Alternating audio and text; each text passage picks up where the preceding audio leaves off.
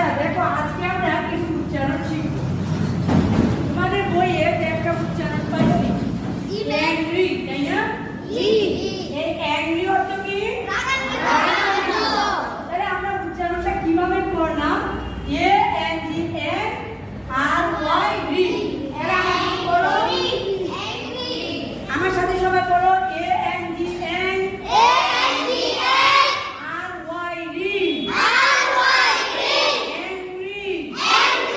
আরেকবার A N G N R Y রি। Angry. তাহলে আমরা বুঝতে পারলাম যে এই যে অ্যাংরিটা যদি যুক্ত থাকে তাহলে এটার উচ্চারণটা কিরকম হয় সেটা আমরা দেখব। যেমন আই এন জি কি হয়? ই এন জি কি হয়?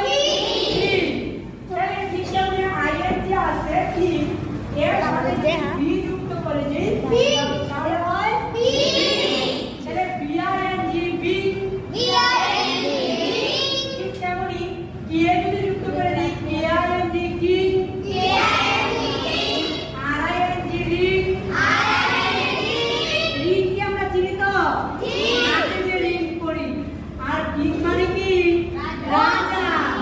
আচ্ছা তারপরে আমরা আরো কিছু শব্দ করি যেমন আমরা বাংলাদেশ করি তাহলে সেখানে কি বলি? যদি আমরা ট্রেন বলি ট্রেন। তারপরে আমরা যদি বলি সেন গান গেয়েছিল সেন। তারপরে আমরা যদি বলি গান গাওয়া সিং। আমরা বুঝতে পারছি ঠিক যেমন আমরা সিঙ্গুলার বলি তারপরে আমরা সিঙ্গার বলি এরকম আরো অনেক শব্দ বলি, তাই না? এরকম যদি থাকে আমরা পারবো তো? আচ্ছা ঠিক আছে।